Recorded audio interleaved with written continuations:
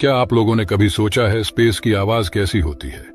पहली बात तो अंतरिक्ष पूरी तरह से शांत है और यहाँ कोई हवा मौजूद नहीं है, क्योंकि अंतरिक्ष एक वैक्यूम है और ध्वनि तरंगें वैक्यूम के माध्यम से यात्रा नहीं कर सकती।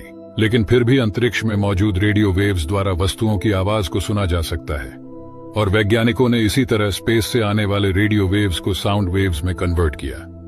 तो चलिए अंतरिक्ष में मौजूद उन रहस्यमय आवाजों को सुनते हैं।